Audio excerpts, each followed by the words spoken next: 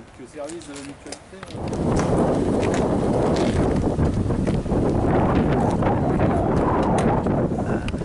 La seule belle satis qui roule en Bourgogne. Madame Dufay. Bon, il y en a que j'ai déjà vu, mais il y en a d'autres que je n'ai pas vu. Simon Laurent. Alors, vous voulez mettre des lieux? Tout à fait. Excusez-moi, je vais mettre le téléphone en pause. C'est toujours au bon moment, mais avant ça. Bonjour. Avec Bernard Gros, je suis très en Il n'y a rien de plus sérieux qu'un Fab Lab, hein, c'est ça? Tout à fait. Je ne jamais d'ailleurs. Vous allez bien? Ah oui, j'avais pas vu le premier vice-président du président. D'accord. Et puis je travaille là. Et donc, comme j'ai vu Marc qui était là, Un petit peu j'étais de l'occuper un peu. dégustation. C'est bien. Et puis Voilà. je suis là, quoi. Tu visites avec nous, Fab Lab? Ben, ça va être l'occasion.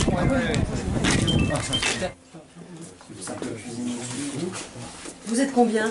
Alors aujourd'hui, il y a un peu plus de 80 adhérents à l'association.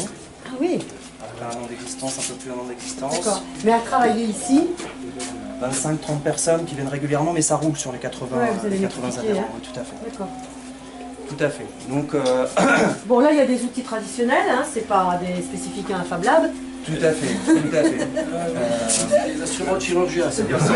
Oui, c'est sûr. Là, c'est un de nos adhérents qui s'est installé son petit établi de lutherie principalement, ce qui fait principalement de la lutherie. Ah, d'accord, donc c'est plus que... Mais de la lutherie aussi en électronique, parce qu'il se fabrique ses pédaliers d'effet pour sa musique, il tripatouille ses amplis, etc. etc. qu'il est là. Donc là, la pièce, on ne voit pas tant que ça, parce qu'il n'y a personne, hein, les activités, parce qu'il y a beaucoup d'électronique, beaucoup de bidouilles comme ça. Donc quand il n'y a personne, évidemment, les choses sont plutôt rangées dans les coins. On essaye de rester... Quand tout le monde s'en va. voilà, de laisser ça à peu près propre pour ceux qui arrivent derrière. Je vais faire les outils, puis après je vous expliquerai sur l'ensemble. Donc les fameuses impressions 3D, je ne sais pas si vous en avez déjà vu tourner. Je n'ai jamais vu tourner. Hein. Je vous laisse vous rapprocher, allez-y. Hein. Donc, le principe est en fait enfantin, c'est contrairement à ce qu'on pourrait penser. Vous avez ici une bobine de fil plastique qui est poussée par un petit engrenage ici jusqu'à la tête qui chauffe. La tête chauffe, fond le fil à une épaisseur toute petite, parce que là on est à 100 microns, et vient déposer couche par couche, voilà, pour fabriquer l'objet couche par couche. D'accord. Tout simplement. On peut faire pas mal de choses avec. Outre des éléments gagnon comme j'ai mis là-bas, nous on s'en sert beaucoup pour fabriquer d'autres outils. C'est-à-dire que cette machine-là, c'est une petite défonceuse numérique qui nous sert à préparer les plaques, des plaques comme ceci pour faire de la soudure. Elle a été fabriquée quasiment entièrement en impression 3D. Toutes les pièces en plastique qui sont là ont été imprimées par la machine que vous voyez là-bas. Mais cette machine-là peut fabriquer aussi une machine comme celle qui est là-bas, et aussi une imprimante 3D qui est en cours de montage et en cours de fabrication. On appelle une imprimante autoréplicable. Elle va pouvoir fabriquer ses propres pièces pour fabriquer une deuxième ou troisième imprimante. Évidemment, il faut acheter un peu d'électronique avec. Et ça ramène le coût d'une imprimante à 200 €, 300 € maximum. On la fabrique sur elle. Tout ça est possible, faisable grâce à l'open source, c'est-à-dire qu'on trouve sur internet les plans en libre accès gratuit de ces machines-là. On n'a plus qu'à prendre le fichier, le mettre dans la machine, imprimer les pièces, et on n'a même plus besoin de s'embêter à dessiner. Tout ça est partagé librement et gratuitement sur internet par la communauté mondiale. Pour refaire sur l'ensemble du Fab Lab, un Fab Lab c'est quoi? Un Fab Lab c'est avant tout une communauté à l'échelle mondiale, parce qu'il y a plus de 500 Fab Labs dans le monde aujourd'hui. Tous plus ou moins connectés les uns avec les autres. On échange des informations, des trucs, des astuces, des bons plans. En France, on va plutôt échanger sur nos difficultés. Par exemple, pour nous, les Fab Labs associatifs, les difficultés qu'on a en tant qu'association, on discute pour trouver les meilleurs tarifs, pour se fédérer, pour trouver les meilleurs tarifs pour les assureurs, ce genre de choses. Mais aussi pour faire des projets communs, des choses un peu plus grosses ensemble. Oui, pour mutualiser vos moyens. Par exemple, oui, déjà les moyens intellectuels. Ouais, Et puis, quand les Fab Labs voisins sont pas trop loin, on utilise les moyens matériels. Ouais. Donc là, cette communauté aujourd'hui, elle s'est matérialisée en Bourgogne-Franche-Comté, ce qui nous intéresse, au travers d'une association qui s'appelle Ikicher, qui a été créée au mois de juillet dernier, dont je suis le modeste président, qui regroupe toutes les initiatives de ce genre en Bourgogne et Franche-Comté. Aujourd'hui, il y a une dizaine de Fab Labs et une quarantaine de structures en projet d'ici la fin 2016. D'accord. Et vous êtes en contact avec qui en Franche-Comté? Alors moi, je travaille avec Pascal Minguet-Deschamps, Ouais, je connais en pas. fait. Sinon, vous pourriez nous faire une petite note de synthèse dans les jours qu'on puisse te la faire parvenir à ce moment-là, qui a des liens avec la Franche-Comté Oui, bien sûr, tous les liens, mais justement Equichare, voilà, on va passer par Equichare pour faire ça, ce sera beaucoup. C'est le but d'Equichare. Equichare, c'est une association qui ne regroupe pas des associations, qui regroupe des personnes faisant partie de Fab Lab ou de tiers-lieux. Ça peut être des espaces de coworking aussi, hein, c'est très très large. Et les personnes mutualisent entre elles, hein, on discute, voilà, on travaille beaucoup, comme je vous ai expliqué, en mode dématérialisé, on sert beaucoup d'Internet, c'est même la base de tout ça. Oui. Voilà. Sans Internet, vous seriez un peu démunis. Bah, c'est ce qui nous permet d'exister, c'est la différence aujourd'hui vraiment entre un Fab Lab et un atelier partagé simple. Hein, parce que c'est, on n'invente rien, un atelier partagé, moi j'ai connu ça quand j'étais gamin au Puisé. Il y avait l'atelier d'agriculteurs où tout le monde allait bricoler, on allait forger, etc. Nous on refait la même chose. Mais là c'est la même chose, mais à l'échelle informatique. Et avec les moyens du numérique. Voilà, c'est à l'échelle numérique, oui. Donc à l'échelle mondiale. Tout à fait. C'est une initiative qui vient au départ des États-Unis, d'un enseignant du MIT, qui s'appelle Neil Gershenfeld. Ça a pris il y a 5 ans dans le nord de l'Europe, principalement en Hollande. Et puis et en France, on était un petit peu en retard, comme d'habitude. On n'a pas décidé tout de suite. Et on a rattrapé ce retard parce qu'on est le pays d'Europe aujourd'hui qui a le plus et de structures ouvertes et de projets en cours. On est 50 Fab Labs ouverts et 150 en projet. Bon, et alors c'est quoi votre modèle économique? Alors, modèle économique pour l'instant, je vais peut-être passer par les JV, il est encore un peu fragile parce qu'on travaille, on fonctionne avec les adhésions et quelques prestations qu'on a vendues. Mais malgré ça, vous avez besoin encore on a besoin d'un coup de pouce en fait.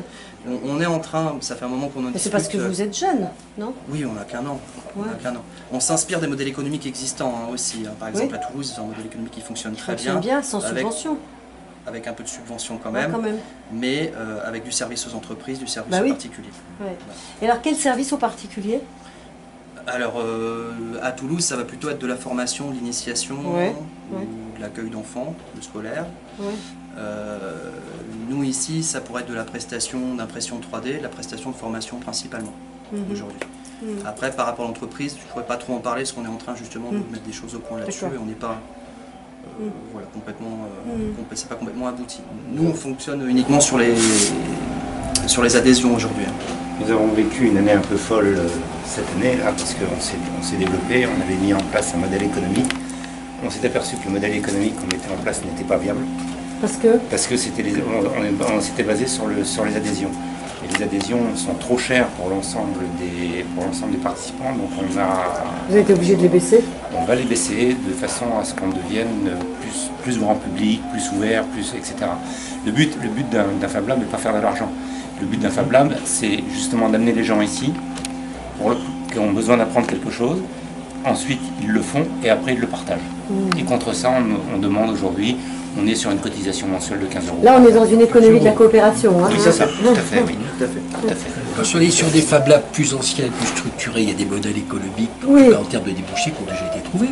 Oui, bien sûr, mais ils sont beaucoup, c'est très bien, mais c'est quand on démarre comme ça, on a beau s'inspirer des... Pas tellement le Fab Lab lui-même, mais par transfert. Par transfert, oui. Alors si je dois reprendre l'exemple de Toulouse, les 2 premières années, ils ont été subventionnés à 98%. Pour avoir le temps justement d'installer leur modèle économique, de trouver leur clientèle, etc. Nous on a choisi de faire un petit peu différemment. Notre modèle, je vous l'avais déjà expliqué, c'est ce qu'on appelle dans le milieu un modèle bottom-up, c'est-à-dire qu'on est vraiment parti de rien, de nos deniers propres. On l'a souhaité aussi pour avoir cet état d'esprit, pour inciter les gens à partager, à ramener du matériel, à partager. Toutes les machines qui sont ici, c'est des machines qui appartiennent aux adhérents. Toutes les imprimantes, tous les ordinateurs, tous les outils. Et on se prête nos outils les uns les autres tout simplement. Il y a une deuxième salle à côté que je vous montrerai après où on fait, c'est un peu plus un atelier traditionnel, on fait du salle. Il y a quand même certaines machines qui valent, voilà, on a trouvé une communauté de personnes qui sont vraiment, qui croient vraiment en fait dans cette manière de faire les choses, qui est effectivement dans le partage, dans la mutualisation et pas seulement du matériel. Ça j'y tiens vraiment. Et pour la première année, on a préféré s'auto-financer, une quinzaine à peu près, on s'est auto-financé une quinzaine.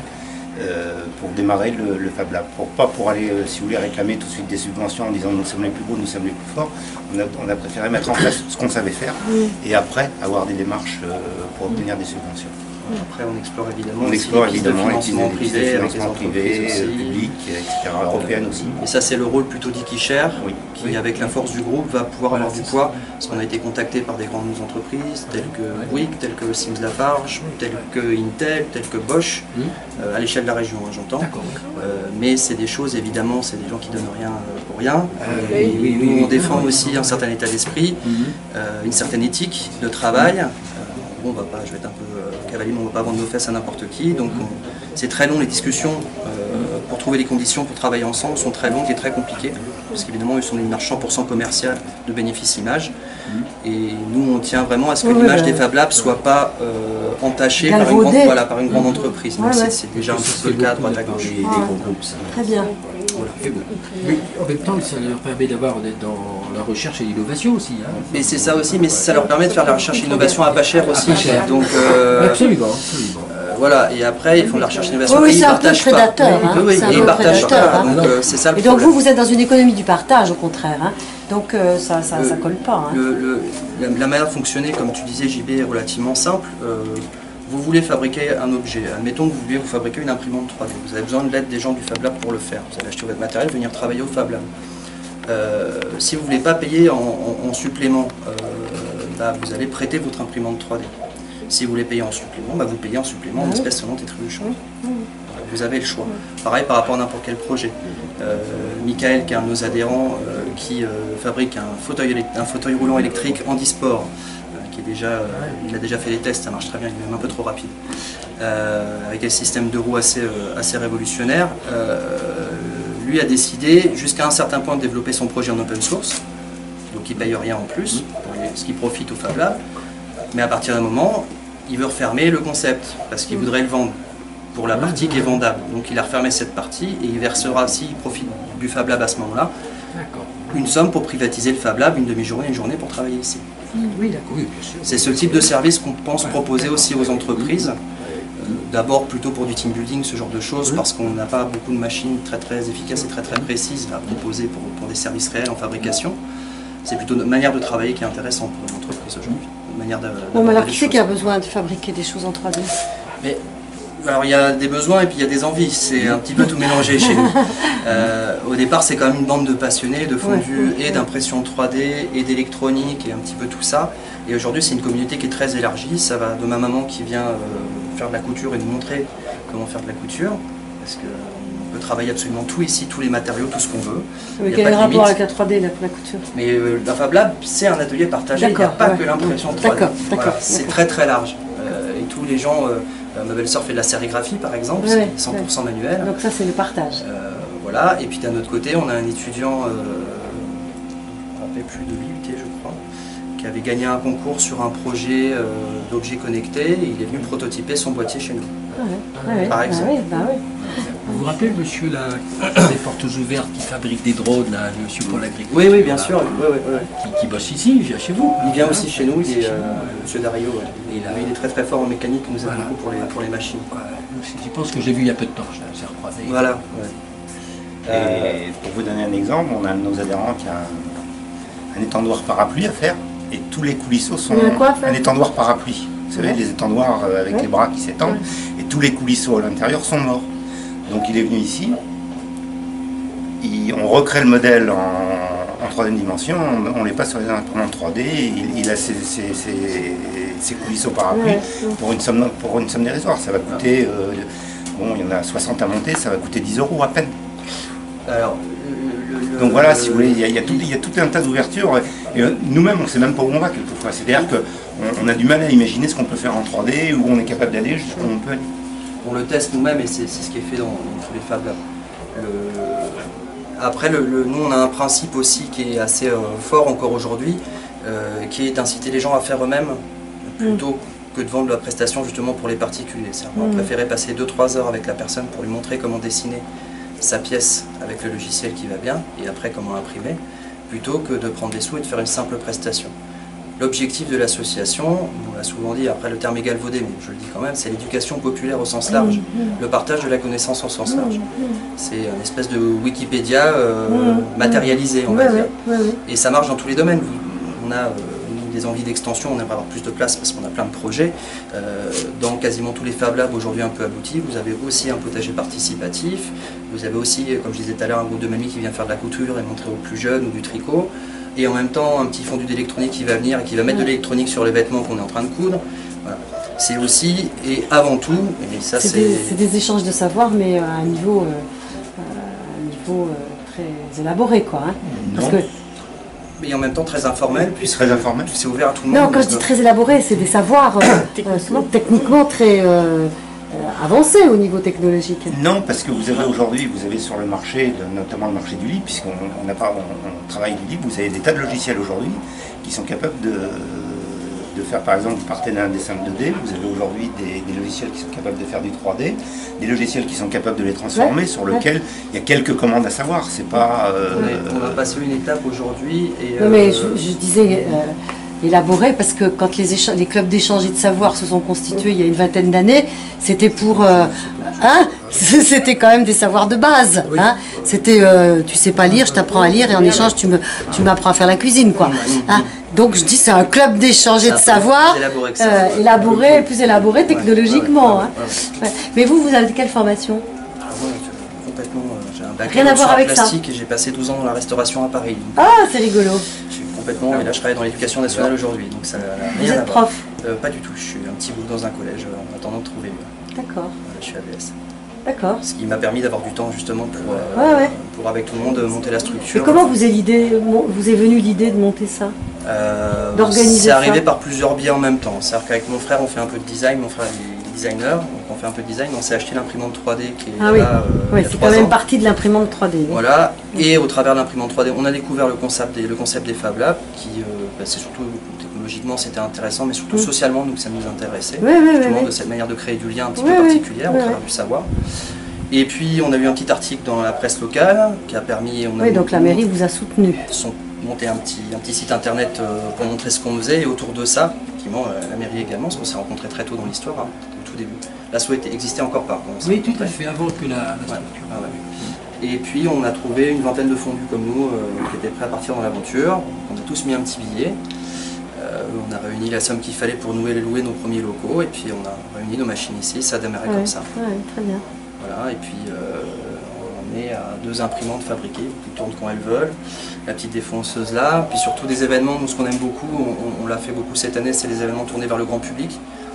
Le but, ce qu'on disait tout à l'heure, étant de faire comprendre au grand public que tout ça est devenu très très accessible. Est à la portée de chacun. Voilà, pour qui veut, et bien évidemment, parce qu'il faut toujours faire l'effort d'apprendre, hein, mais que si un Pékin comme moi a réussi à prendre l'impression 3D en quelques mois, je ne vois pas qui pourrait ne pas savoir le faire. Ma maman aujourd'hui elle s'est imprimée son bouton de four toute seule, donc il n'y a pas de raison, et pourtant elle est technophobe ma maman, donc voilà.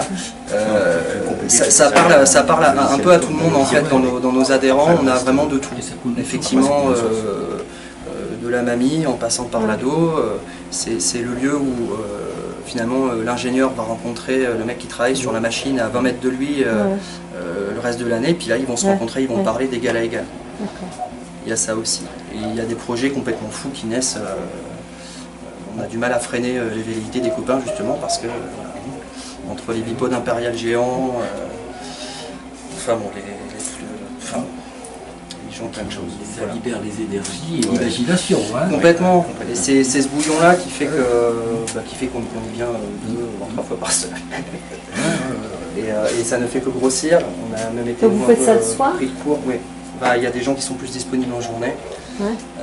Après, alors donc l'avenir, nous on en est qu'au tout début. On fait beaucoup de choses à droite à gauche, mais on voudrait vraiment nous avoir des locaux plus grands pour créer réellement cet écosystème dont je parlais tout à l'heure, qui tournerait autour du Fab Lab, mais aussi avec pourquoi pas une boutique, pourquoi pas une petite entreprise qui aura besoin, c'est un peu en mode start-up, hein, qui aurait besoin de profiter des machines pour se lancer, etc. Là aujourd'hui, nous on vise plutôt un hangar en fait, avec une partie bureau, une partie hangar.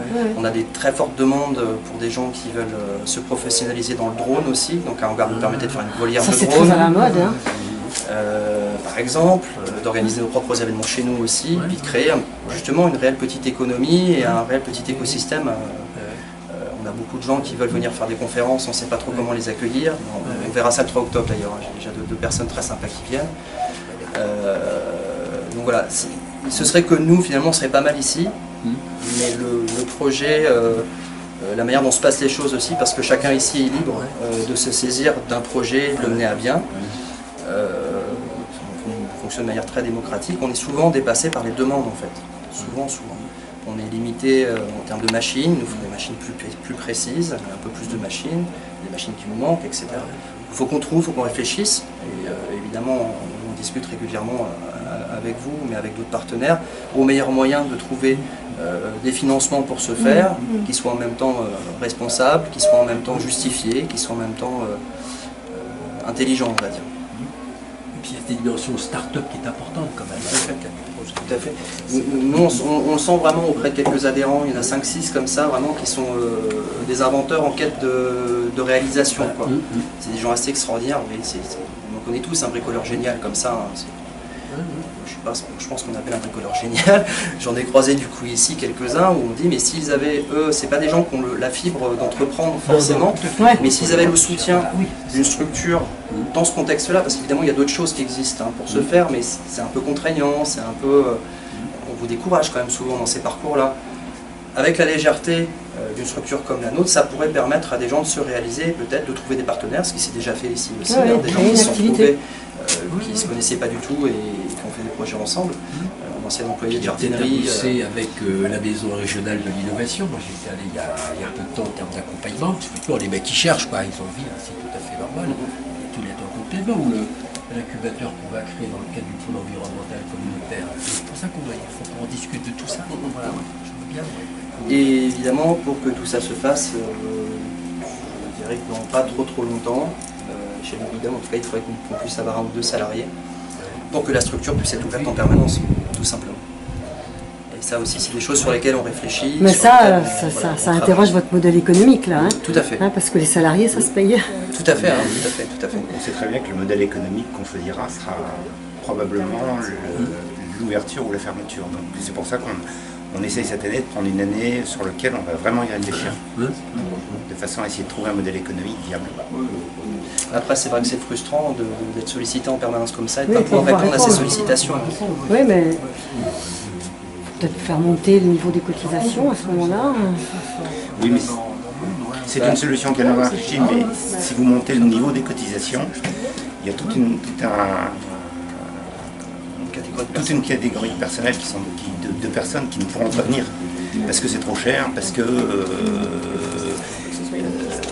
je dirais que la majorité, on va dire un bon tiers de nos adhérents, là, quand même là si l'adhésion n'est pas si chère, a déjà du mal à payer l'adhésion. Et on ne peut pas se priver, on peut pas. On va trouver, encore une fois, on va y réfléchir, et puis on y réfléchit au niveau régional et national, parce que la création de la fédération nationale est aussi en route, et c'est des questions qui se posent tout le temps. Voilà, mais pour un modèle associatif comme le nôtre, c'est vrai que c'est pas évident. Et vous pourrez sans doute continuer de garder cette économie du partage et des savoirs, dans la mesure où votre modèle économique permettra d'ailleurs. Exactement. C'est ça l'idée. Je pense que là déjà cette année, on va pouvoir offrir 3 formations de bonne qualité, une sur l'impression 3D, une sur la modélisation et une sur le graphisme 2D, avec des professionnels dont c'est le métier. Donc ça déjà, ça va être des formations rémunératrices pour les non-adhérents. Les adhérents vont payer, mais pas très cher, et les non-adhérents vont payer un peu plus cher. Nous, on va être embauchés par d'autres Fab Labs qui sont en train de se monter dans la région aussi pour former les personnels de ces Fab Labs. D'ailleurs, c'est assez rigolo, Clamcy, qui est subventionné, n'est-ce pas, qui ont 2 salariés, ils vont nous embaucher pour faire la formation chez eux. Donc c'est plutôt rigolo, je trouve ça sympa. Voilà, c'est plutôt drôle. Voilà, les échanges se font comme ça. Après, il y a beaucoup de choses aussi qu'on ne peut pas encore voir, évidemment, parce que ce mouvement-là, en France, est naissant. Et même au niveau mondial, nous les Français, on fait rien comme tout le monde. Il a fallu qu'on y mette plus de sens que les autres, que dans les autres pays, et d'une certaine manière, plus de contraintes, mais plus de morale aussi. C'est-à-dire que, par exemple, en Espagne ou aux Pays-Bas, c'est beaucoup plus souple. Ils se posent beaucoup moins la question du business et du mélange avec les entreprises. Ça leur pose beaucoup moins de problèmes, donc ils ont beaucoup moins de problèmes financiers. Nous, en France, en tout cas pour les purs et durs du mouvement, on a tendance à dire attention aux gros méchants loups, attention à la captation de projets, attention à la recherche et développement gratos, etc., etc. En même temps, il peut y avoir des partenariats intéressants avec des entreprises, et ça peut être du mécénat de compétences qui s'organise avec vous. Alors, on en parle avec Orange actuellement. Ah oui. On en parle avec Orange. Sans tomber dans le travers, vous êtes phagocyté comme Bah oui, oui, oui. C'est ça, ouais. Oui, oui. Pas cher, et prix. Tout à fait, tout à fait. Il faut que ce soit, voilà, il faut que ce soit équilibré. Bon, C'est bah, partie des gros débats nationaux. c'est bien, c'est bien. Donc vous avez, combien vous m'avez dit, 80 adhérents 80 adhérents, oui. pour votre société là, votre association Pour là l'association, oui. hein. Et il y a combien de FC Lab comme ça enfin pas de FC, de Fab Lab en Bourgogne? Alors en Bourgogne, il y en a 6-7 existants, qui viennent d'être créés pour la plupart. Dont un à Clamecy, un à Lorme, 2 à Dijon. Là c'est la Franche-Comté, c'est du côté de Dole. Et en Franche-Comté, je crois qu'il y en a un qui vient de s'ouvrir à Dole. Alors Il est en train de s'ouvrir. Voilà, on a Oui. fait l'inauguration. Bah, c'était justement J'en ai entendu parler. la Oui. création d'Ikicher à cette occasion-là, D'accord. de Mais l'association. autrement, il y en a ailleurs en Alors, Franche-Comté? CA, comment ça s'appelle? Le Belfort. Fab Lab des Vignes, c'est à côté de Beaune. Je ne connais pas les noms des À bacs. côté de Beaune, donc ça Ouais. c'est chez vous, c'est en Bourgogne. Ouais, à côté de Beaune. Dans le Jura, il y en a 2 qui sont en train de se monter. Je vous enverrai éventuellement si Non, vous non, souhaitez mais la oui. liste. Hein. Je ne les ai pas tous en tête là. Ouais, ouais. Il y a beaucoup de structures, on est 7 structures créées et on parle de 40, hein, on va être optimiste, mais c'est pas que des Fab Labs. Hein. C'est ce qu'on Et appelle vous des pouvez tiers. vous appuyer sur l'expérience de Fab Lab plus anciens pour Alors, je alors sais oui, pas, et non. Oui et non. Pour certaines choses, oui. pas répéter les erreurs Pour peut-être d'autres, déjà. non. Les spécificités des Fab Labs, et c'est bien que ce soit comme ça, c'est que C'est les très Fab Labs différent. ressemblent à leur territoire et aux compétences Ouais, qu'ils bah oui, incarnent. mais ça c'est bien. Ouais. Donc effectivement, dans le Jura, le Fab Lab qui est en train de se monter, c'est principalement autour du bois. C'est D'accord. à Arbois d'ailleurs, Ouais, c'est ouais. principalement autour du bois. Voilà. Nous ici, il n'y avait pas de spécificité notable, à part beaucoup de compétences d'ingénieurs en fait et d'ouvriers spécialisés. Donc le tour à métal, il tourne beaucoup, les défonceuses numériques tournent beaucoup de gens qui savent faire un peu d'électronique, beaucoup de mécanique, etc. Mais de manière assez étonnante, on a aussi beaucoup d'artistes et de plasticiens ici. Donc ce mélange-là aussi est intéressant dans la création. On a même des gens qui ne fabriquent jamais rien et qui viennent tous les jeudis juste pour discuter et rencontrer d'autres gens. Voilà, mais comme c'est libre et ouvert et qui apportent des idées, oui. Et même des gens qui fabriquent jamais rien et qui bricolent jamais rien et qui font les comptes, comme monsieur. Ça apporte des idées, toi? Ça m'arrive, oui, ça m'arrive. Pas forcément bonne, mais comme ceux qui me décomptent, c'est pas forcément bon. Mais... Donc, beaucoup de récup, beaucoup de projets. Évidemment, dans les projets sur le modèle économique, une ressourcerie, ce serait quelque chose de génial, par Ah oui, exemple. oui. On mettrait à disposition du matériel, parce que nous, on commence à avoir pas mal d'expertise sur les préparations des mécaniques. Mais on manque de place pour se lever. Terminé encore. C'est du plastique. Oui, c'est ça qui est en train d'être fabriqué. Je pense que vraiment, Là, il n'est pas fini encore. C'est une grenouille. C'est une grenouille.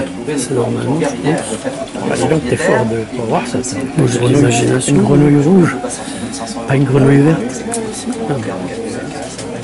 Non, ça ouais, peut-être c'est pas oui. Donc là, petit à petit, t'as le truc qui se fait comme ça. Et ça casse pas. Regarde, même les statues ça se passer quand même. Nous, on a voulu regarder le Cernam juste à côté. C'est là pour le coup parfait. Je crois, ce qu'on a dit, c'est que à une touche de l'exposition pour vendre une partie du Cernam.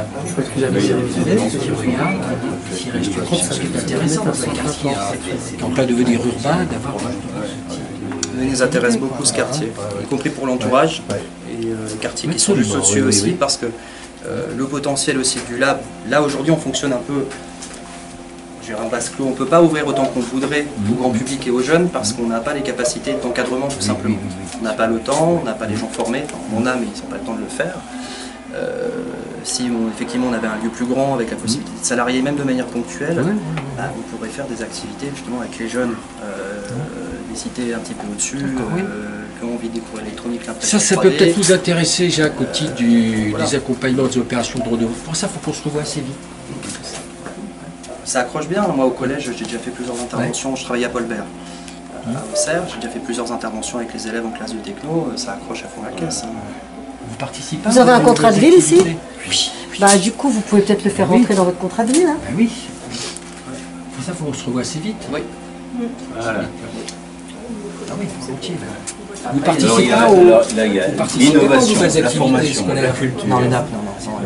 Réalisé en 3D. Bah, c'est ça, C'est bien, hein, personne qui peut se... Bah oui, oui, il n'y a personne qui a assez de temps pour le faire. Il faut négocier assez rapidement. Après, il y a des pistes effectivement entre le mécénat de compétences, entre le service civique obligatoire, le passeport bénévole, il y a des Il y a la solutions. Mais garantie bon, jeune qui va se mettre en place dans le département à compter du 1er janvier 2016. On a réglé ça préfet, mission locale et nous. Donc, faut qu'on se réveille. c'est cet objet-là, pour finir sur le plan technique, qui a complètement révolutionné les choses pour nous. Parce que cet objet-là, en fait, c'est comme un petit ordinateur qui coûte moins de 20 € aujourd'hui et qui permet, c'est comme un petit cerveau en fait, qui permet de gérer les interactions entre un capteur et par exemple une lumière, un moteur, etc. Et de manière excessivement simple, on va pouvoir programmer et faire les branchements, puisque on peut brancher comme on veut, etc. pour faire au départ ce qu'on appelle du prototypage simplement, et pour finir par des objets soudés comme cela. Mais on s'en sert de plus en plus directement en fait, sans repasser par la phase finie, parce que ça marche très bien et c'est tellement pas cher. Ce dont vous m'aviez parlé un jour là. Voilà, tout à fait. Alors, nous, avec ça, on fabrique des robots, on fabrique des media centers, on fabrique. Toi, tu fabriques pas encore, mais sur le projet de réseau de caméras de surveillance pour ta maison en Savoie. On fait de la domotique avec ça. C'est ce qui pilote les imprimantes 3D. Mais je ne suis propriétaire en Savoie. Je suis même pas électeur de Reserve. Tu devrais le savoir, ça. L'imprimante 3D, ben, on peut faire beaucoup de choses très différentes avec. Là, j'ai peu de matériaux en exemple, mais aujourd'hui, on peut imprimer presque tous les matériaux, y compris du métal, de la terre, du béton, du verre, etc., etc. Même faire des maisons, tout à fait, tout à fait. Et ce qui est intéressant dans le procédé, bon, on voit bien la finesse, etc. Et des choses, c'est déjà pas mal, hein, voilà. Mais ce qui est intéressant dans le procédé, c'est qu'on peut aussi intégrer des pièces mécaniques mobiles directement. Cette pièce-là a été imprimée telle qu'elle, elle est sortie de l'imprimante comme ça, et les mécanismes étaient déjà intégrés dedans. Ouais, là je suis un peu médusée moi. Voilà. Oui, mais les prothèses, tout ça, c'est vraiment intéressant. On est tout à fait en mesure, vous avez entendu il y a quelques jours le jeune homme qui s'est fait poser, on est tout à fait en mesure, parce que les fichiers sont en libre accès sur internet, ça fait 2 ans qu'ils y sont. Donc, si on a un jeune qui vient nous demander une prothèse de main par exemple, on serait tout à fait en mesure de la faire dans un temps très rapide et pour un prix évidemment modique, hein, tout à fait. Il n'y a qu'à adapter l'échelle, hein, c'est facile, c'est fait pour, c'est ce qu'on appelle les modèles paramétriques. La personne qui l'a dessiné la met telle quelle sur internet et vous modifiez directement en ligne sur internet la taille, l'échelle. Vous avez 3 clics à faire pour modifier et mettre à la bonne taille. Ensuite, il n'y a plus qu'à imprimer les pièces. Et ça rentre complètement dans le concept des Fab Labs, puisque c'est de faire au moindre coût. Moindre coût, c'est-à-dire qu'on essaye d'utiliser tous les gens qui sont sur qui font des programmes gratuitement, etc. On voit les champs des possibilités que ça peut couvrir. Et le maquage avec les entreprises nous semble important en termes d'économie de marge. Avec toutes les garanties. C'est l'appareil préféré des enfants qui nous permet de créer des volumes en 3 dimensions en polystyrène. Voilà, comme ça par exemple, mais aussi plus complexes comme des fuselages d'avions en maquette. Hein. Voilà. Et qui a été fabriqué lui aussi 100% à base de récupération. Les pièces en plastique sont des pièces imprimées. Les moteurs sont de la récupération sur des imprimantes. Le bloc d'alimentation, c'est de la bricole aussi, c'est de la bidouille aussi. Je crois qu'il n'y a que le fil et le tige fileté qu'il a acheté au magasin de bricolage. Donc voilà, le but, au-delà de le faire, et on s'amuse beaucoup entre nous, c'est de montrer, et c'est le but de tous les labs français, de montrer que c'est faisable. Avec un peu de moyens. Et à peu de frais. Peu de frais. Et à peu de frais. Et pour tous. Et pour tous. Et surtout pour tous. Surtout pour tous ceux qui le veulent, tous ceux qui le souhaitent.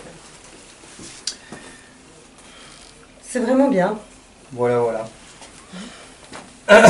C'est pour décomplexer vis-à-vis de la technologie finalement et de la technique. Hein. Tout à fait. Hein, c'est complètement ça. De dire que, moi je prends souvent l'exemple, là on sort un peu du côté technique, on est un peu plus dans l'informatique, je prends souvent l'exemple avec mes élèves, je leur explique, mais vous vous rendez compte que votre smartphone, vous êtes consommateur uniquement de votre smartphone. Vous faites que consommer des informations, consommer des jeux, consommer machin. J'ai dit, mais c'est moi, je vous apprenais à le programmer votre smartphone pour que vous soyez acteur de votre smartphone, que vous soyez capable de vous fabriquer votre propre application, pour jouer vos copains, etc. etc. C'est quelque chose qui est possible grâce aux ressources Internet, pas parce que je suis plus intelligent qu'un autre, parce que grâce à la communauté, parce que j'ai beaucoup lu sur Internet, je sais où aller chercher les bonnes infos et comment les transmettre, parce que ça aussi, on communique beaucoup entre là, comment transmettre.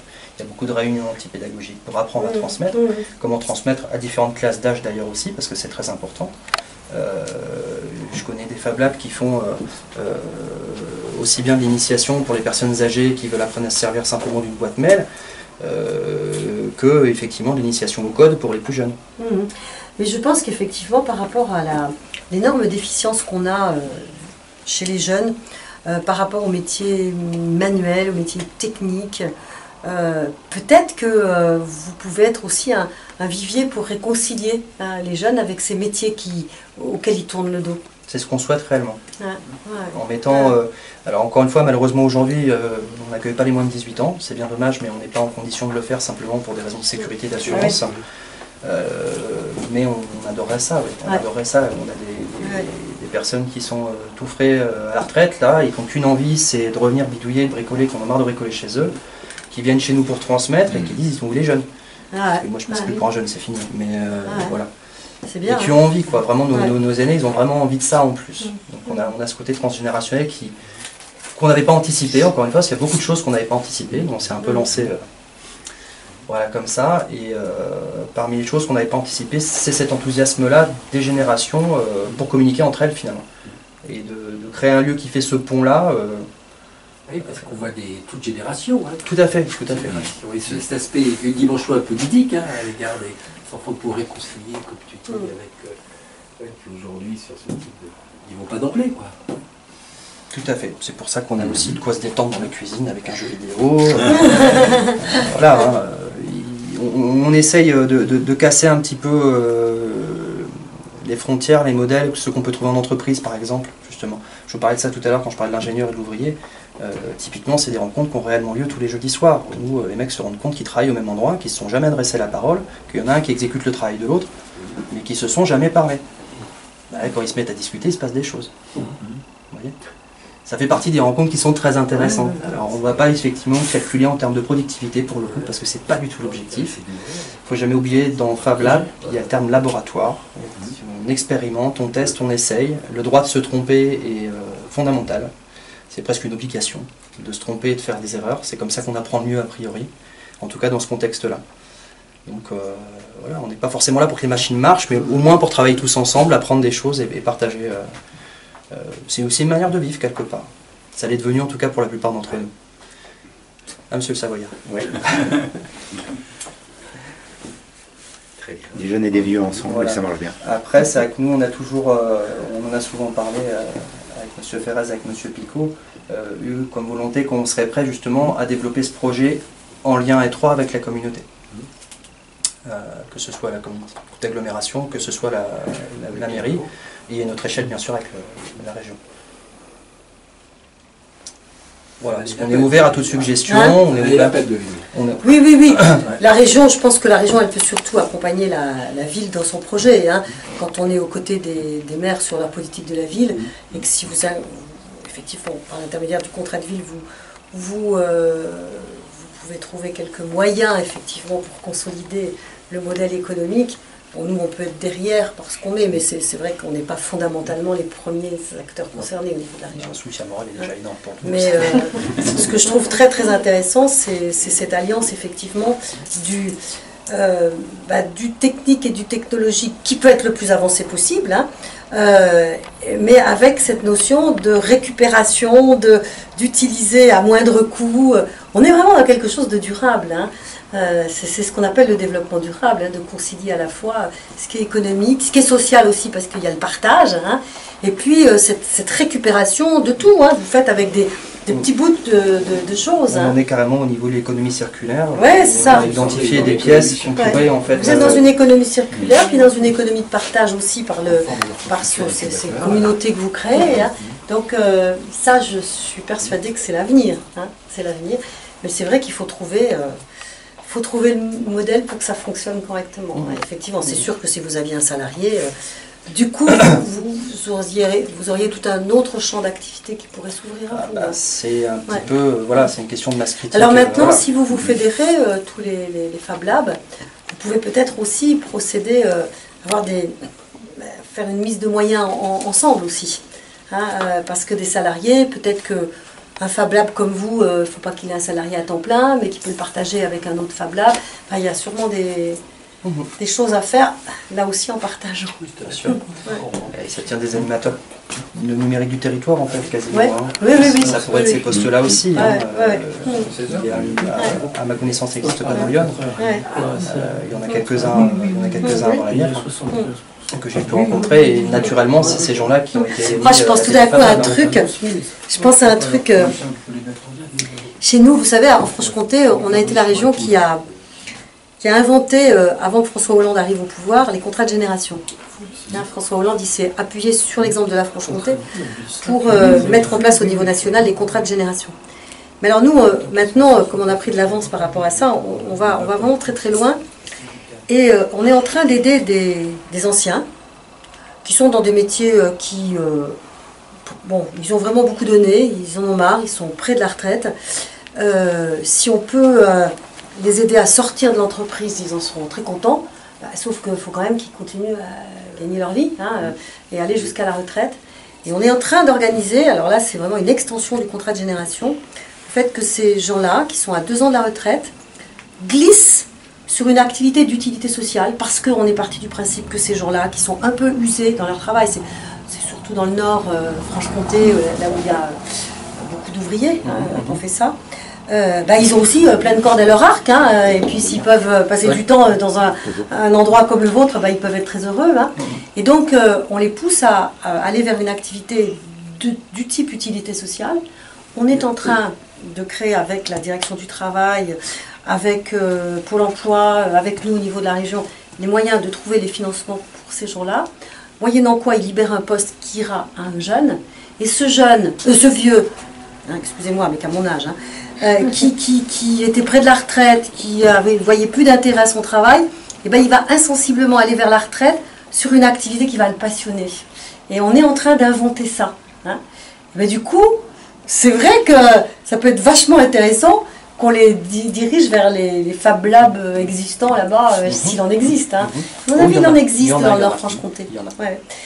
Oui, c'est des trucs comme ça qu'il faut inventer. Dans le cadre des contrats de ville, on a le droit à l'imagination. Oui, c'est pour ça que je trouve que le contrat de ville, c'est une bonne assise. Oui, parce que tant que c'est association, on n'est pas sur le registre économique, donc on n'entre pas dans les... Oui, mais c'est ce que je disais, c'est emploi d'utilité sociale.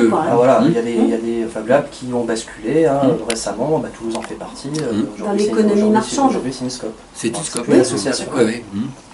Il faut ce sas là, le niveau Non mais je pense qu'il faut une diversité. Ils ont en plus créé une entité à part pour travailler avec les entreprises qui est une SA.